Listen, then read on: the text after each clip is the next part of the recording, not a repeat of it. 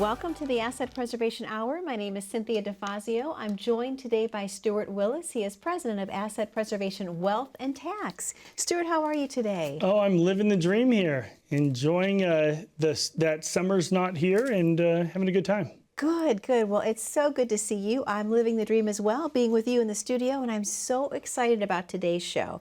Here's what we're going to talk about. Are you ready? Recession fears, inflation, and diversification. Stuart, can we get through all of these in 30 minutes, or should we have 3 hours? Right. What do you think? Yeah, I don't know if we can get enough airtime to go for as long. That's why Randy always says to tell me to be quiet here in our ears, pieces here. But no, it's a lot to cover, and I'd love to talk about them. I would too. Well, obviously, everyone right now, Stuart, is so concerned about recession. It's what people are talking about in the grocery store, everywhere you go.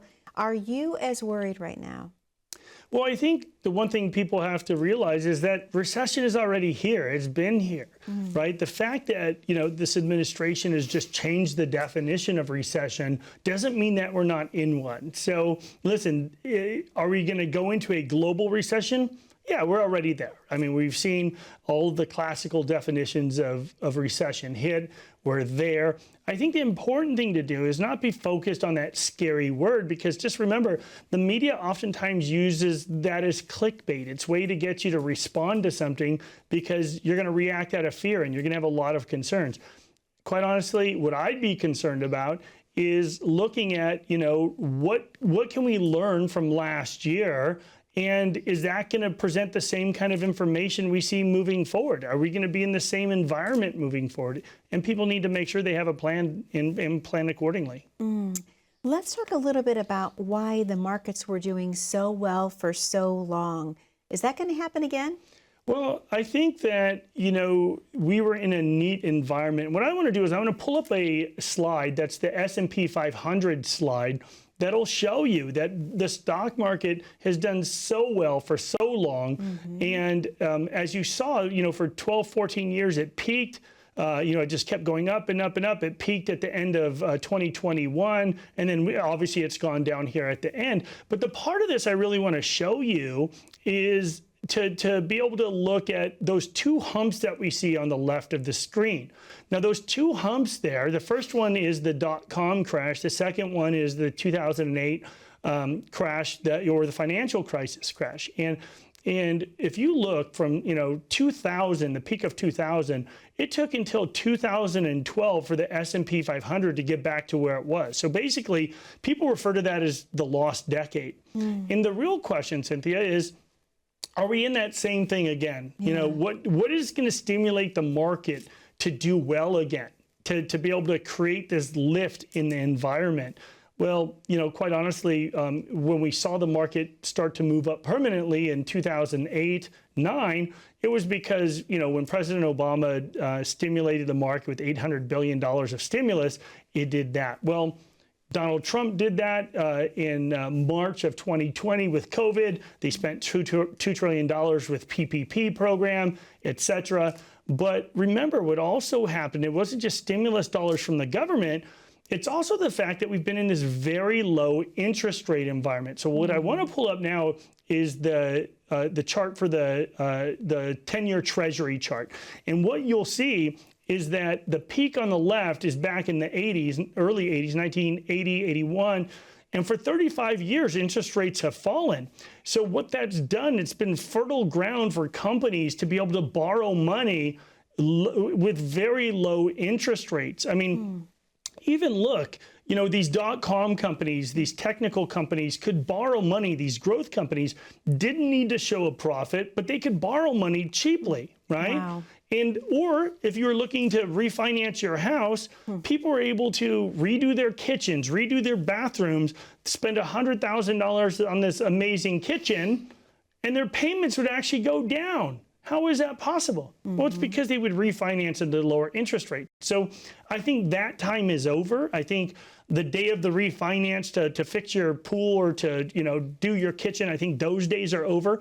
But remember, that stimulus, that borrowing of money out of your equity is what people used to stimulate the market, right? By fixing your kitchen, you're hiring general contractors, and it's just this complete, circle of life when it comes to the economy. And I just don't see that repeating itself right now, because we are not going to be in this low interest rate environment any longer. It's climbing. When you looked at that 10-year Treasury chart, I mean, interest rates are back where they were, back in the early 2000s. So interest rates are climbing. Money's not going to be cheap to borrow. I think that's going to put the pressure, like we've seen locally here in Phoenix, on houses, where housing prices essentially have crashed as well. They're stabilizing a little bit now. We're seeing less inventory out there. People are pulling back. They're realizing these investors don't want to sell because they don't want to be down as far as they could be if they sold now. But it's an environment that I don't see repeating itself, which means that a lot of these do-it-yourselfers are going to be in trouble. Sure. Well, as the environment changes, what can the audience do to make sure that they're not risking everything, Stuart, as they go into retirement? Yeah, I think the one thing they need to do is make sure that their plan can survive all of the different scenarios that are possible. And, I've said before, that blind chicken could have made money in the stock market for the last 14 years, and that's really brought in the individual investor to manage their own 401ks, their own IRAs, their own retirement. They're playing stockbroker with their portfolio, but anybody could have made money because, I clients all the time would say, hey, my money tripled over the last 12 years. Well, great, the market quadrupled. So you underperformed the market by 25%, right? I mean, it's not because you're brilliant, it's because everyone made money, right? Yeah. And when people can finally realize that, stockbrokers, advisors had a pretty easy time for 12 years. Now it's been rough. I tell you all the time, 2022 was probably my roughest year in this business. It was tough because the markets are crashing. I go from getting, 3 calls a day to getting 30 or 40 calls a day from clients, and they're watching the news or getting freaked out. And it's an issue. And I tell people all the time, all of my financial clients have my personal phone number, right? Every single one of them. And, they think it's interesting. Like when I give it to them, they're saying, wow, you're this guy on TV and you're giving me your number. Well, yeah, when your life savings are with our company, you need to be able to reach your advisor 7 days a week. It's your life savings, right? That's true. That is true. Stuart, I want to ask you as well about what about your risk tolerance? How important is it for someone to understand what that would be? Yeah, I think a lot of people believed that their risk tolerance was something different than what they were in. Last year was one of those crazy years also where, people would say, hey, I'm a growth investor, or I'm a moderate or a balanced investor. And typically, depending on your risk levels, let's say that, people said, hey, I'm willing to take a 25% loss so long as I can see a 20% upside on average. Well, yeah, but those days are over. Are you still willing to see a 20 or 30% loss in the downside? And I think a lot of people just had no clue where their risk stood because they didn't care. For all these years, they did incredibly well. Everyone wants to be on the gas pedal when the market's going up, right? And just knowing when to pull out and move to safety is a completely different thing.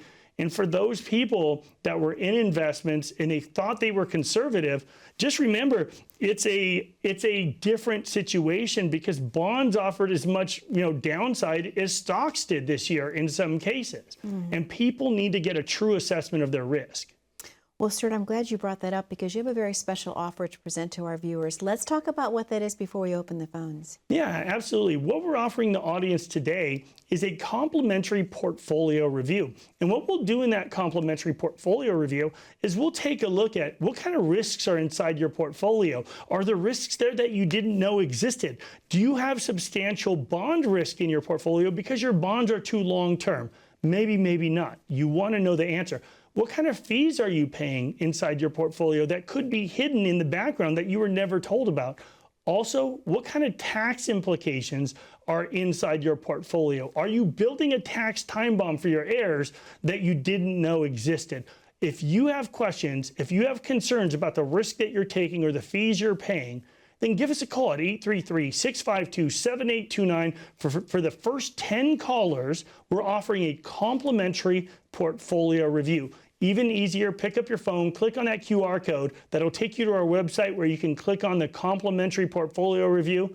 We'd be glad to give you a second opinion. Stuart, thank you so much. To the viewers at home, the number to call is on your screen, 833-652-7829. We know you have a lot of questions for Stuart, perhaps about how much risk you're currently taking. Perhaps you need to know the answer to that question. He's offering you the complimentary consultation to the first 10 callers today. 833-652-7829 is the number. We're going to take a very short commercial break. When we come back, we're going to talk about a very important topic, diversification. How do you know if you're properly diversified? Stay tuned. We'll find out momentarily from Stuart after this very short commercial break. People are really concerned about outliving their money. Inflation, taxes, volatility in the markets, legacy, that's what people are really concerned about. Listen, I love what I do. When a client of mine can know with total confidence that they're going to be okay. At Asset Preservation, that's exactly what we do. Not only do we look at your investments, we look at your taxes and estate planning as well. We don't leave any stone unturned. That is what a real holistic shop does. Provide a very clear roadmap so that you know it's okay to enjoy retirement. Success is being able to sleep at night. And at the end of the day, what we provide at Asset Preservation is not only the market expertise by institutional money managers that are some of the biggest and best in the world, but we also provide complete advice. You need to make sure you have a plan. What you can expect from us is to let you know the truth about your portfolio.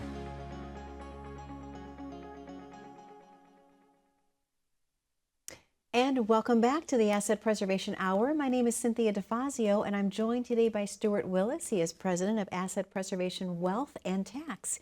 Stuart, a great show we're having today, and I would love to talk to you a little bit in this segment about diversification, because so often you talk to people and they're like, oh yeah, I'm well diversified, but they're not always. And most importantly, what about the do-it-yourselfers? How well diversified are they? Yeah, so what we see all the time is people that will have multiple positions. You know, I had a client about a year ago that came in. It was like 175 different individual funds that she had in her portfolio. And part of it she managed, part of it her advisor managed. And she said, look, I don't like having all my eggs in one basket. Well, when we performed the analysis, and it was like 270-page analysis, it was crazy. But what we saw in the portfolio review in this analysis was that, you know, half of her portfolio was overlapped, which means that, you know, if you have a S&P 500 fund and you have another blue chip growth fund, but they move 95% similarly, which means that if one goes up, this one's 95% likely to go up, or this one goes this way, this one's going to go that way. Well, if they do the same thing, guess what? They're the same fund. I don't care if they're called the same thing. All I care about is how they react to stimulus, to the market, right? And that's what we see oftentimes, and that's what we saw last year. You know, in 2022, we saw a lot of these poorly diversified portfolios that all did the same thing. And in a lot of people that didn't have a tactical approach really took it on the chin. So when we talk about diversification right now, we're talking about diversification of your investments to make sure that they do different things. Every single investment should have a specific role in your portfolio. It's not just about owning a bunch of stuff, right? The next thing when it comes to diversification is not just a diversification of investments, but a diversification of perspectives. What we mean by that is that, you know, think about this. If you were dealing with a financial advisor and he or she is sitting across the desk from you, like we're sitting here today, and they say, hey, I really like this growth fund and this fund here and this bond fund, and, you know, and this is the portfolio I'm suggesting for these reasons. And my question to you is this: what if they're wrong? You're going to bet your whole life savings on that one person being right? Well, to me, that's a tremendous risk, right? And so people put way too much faith in an individual advisor. And what we tell people is that the most dangerous advisor is the advisor that thinks he's smarter than he is or she is, right? And by that we mean that a lot of these people don't know how to get second opinions themselves. And at Asset Preservation, we have access to one of the largest money managers in the world. That's a tactical money manager with a strategic overlay. We have a money manager that spent 14 years at the biggest bond house in the world, or one of the top bond houses in the world, in Newport Beach, California. I'm not allowed to mention them by name, but David Young is one of our managers that I can name by name. He's a brilliant guy, absolutely just top of his game. We had another money manager that is a very, very tactical money manager that is an algorithm money manager, and they were brilliant for 4 or 5 years. And then last year they were terrible. They just absolutely pooped the bed. I mean, it was horrible, right? Wow. But here's the point, is that one of the best money managers on the planet, in my opinion, got it completely wrong last year, but the other two did what they were supposed to do. And that's the same thing with you. And I say that comfortably because no one's going to get it right all the time. They're going to mess it up. But just don't do it with your entire life savings. Yeah. Make sure that you don't have all your eggs in one basket. Sure. And if you believe that you have all your eggs in one basket, or if your spouse is managing the portfolio themselves, my question to you is, what if they're wrong? You're going to bet everything, your whole life's work, on their perception of the market? Just remember, if you watch a conservative news channel, you see the world one way. If you watch a liberal one, you're on a completely different planet than this guy. True. Don't you think that affects money managers? They see the world differently. They interpret data differently. They see things completely separately. So if you have a concern about whether or not you have a diversification of perspectives, you need to get a second opinion and find out, how are these decisions being made inside your portfolio? So that's a diversification of perspectives. Okay. We also think it's important to have a diversification of strategies. Now, I touched on that a little bit, but we have, like I said, we have some managers that use an algorithm that, or one manager that uses an algorithm that is very tactical by nature. They look at all the data historically. They didn't do a great job last year because the data was different. We've never seen $7 trillion of injected capital into the economy. We never saw this pandemic. We've never seen that data before. But the big money manager, one of the largest in the world, they got it pretty right. They did better than they expected to do. Same thing with our strategic series as well. But you need to make sure that they all have different approaches. They see the world differently, that you create real diversification in your portfolio. Now, the last diversification I want to talk about is a diversification of tax classes. Okay. So you and I talk about tax all the time. All the time. Right. And the one thing you know is that I really like the idea of tax-free, tax efficiency. Right. There's a lot of, books out there that are talking about living a tax-free life, but you have to create the environment to make that happen. One of the ways you do that is by having access to tax-free money. Just remember, we don't believe taxes are going down in the future. We believe that, we are in one of the most efficient tax windows in history, and that taxes are going up from here. That may or may not be true, but all the data indicates that when the Trump tax cuts go away at the end of 2025, taxes are going up unless Congress acts. We don't believe they're going to act. It's going to be a lot more difficult to get that done. So you need to make sure you do have some Roth, some IRA, some non-qualified assets, some tax-free accounts. You need to make sure you have a bit of everything so that if you want to take a vacation, or if you want to, buy a car, that you don't have to just absolutely hammer the taxation on your retirement accounts and Social Security going into retirement. But you need options and you need a choice. Stuart, we're going to be opening up the phone lines in just a moment because you have a very special message that you want to give to the viewers at home today. There's an offer involved. Yeah, absolutely. What we're offering the audience today is that complimentary portfolio review, where we'll give you the truth about your portfolio. Are you concerned that you don't have proper diversification in your portfolio? Do you believe you're only getting a single perspective? Maybe it's time for you to get that second opinion. If you're going to, make a New Year's resolution to take charge of your finances, really take it seriously, then we're offering you, for the first 10 people, that complimentary portfolio review. But you have to take action. Give us a call at 833-652-7829. Even easier, click on that QR code. That'll take you to our website, apsitaxes.com. Click on complimentary portfolio review. We'd be glad to give you a second opinion. Absolutely complimentary. Stuart, thank you so much. To the viewers at home, the number to call is on your screen, 833-652-7829, or go ahead, grab your smartphone, click on the QR code at the bottom corner of your screen. We're going to take a very short commercial break, but don't go anywhere. When we come back, I want to talk to Stuart about the difference between tax planning and tax preparation. Stay tuned. Right now, the market is a big mess, and oftentimes people feel lost. So while most people are scared, you need to know that you're going to be okay. I'm sure you have a lot of concerns about whether your portfolio really fits you. And if you need help, all you have to do is give us a call. At Asset Preservation, what we offer is a complimentary portfolio review. We can provide that fresh set of eyes to give you that second opinion. You can't get a second opinion from the guy who gave you the first. You want to make sure you're dealing with a fiduciary. We'll give you that fiduciary perspective. If you have a relationship with a financial advisor that you don't entirely enjoy, I think that's a problem, because these relationships are not meant to be short term. They're meant to last a lifetime. You don't want to deal with people you don't like. If you have concerns about your portfolio, you need to give us a call.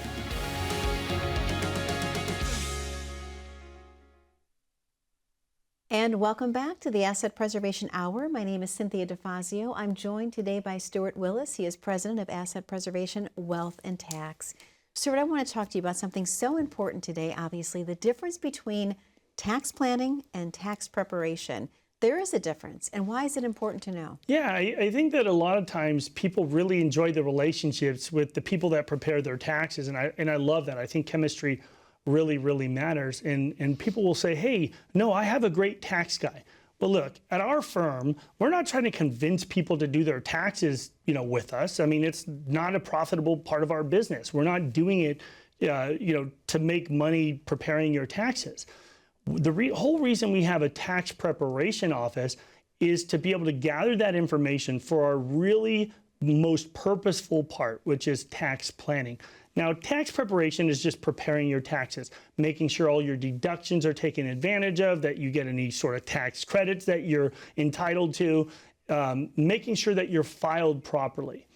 Tax planning is planning for the future. And I'll tell you, I have to train and untrain and then retrain all of the CPAs and enrolled agents that prepare taxes at our firm, because historically, Cynthia, a lot of the way they've been trained to think about things is they want to be the hero right now, and they'll say, hey, if you put $6,000 into your IRA, you'll save, $1,500 right now. Doesn't that sound good? We can save you $1,500 in tax. But what they're doing oftentimes is creating the tax time bomb. They're worried about today, not worried about the future. And I think that that's a big issue, because it's not just about today, right?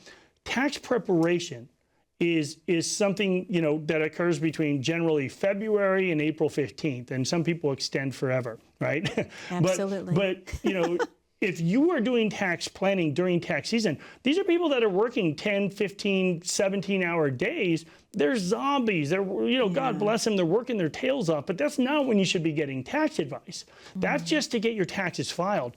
Tax planning should either happen before tax season begins or after tax season ends. Usually give them a month or two to catch up, because I guess, after April 15th, that's one of the biggest vacation days in Mexico and Hawaii, because all these accountants head off to take a vacation because they've been working forever, right?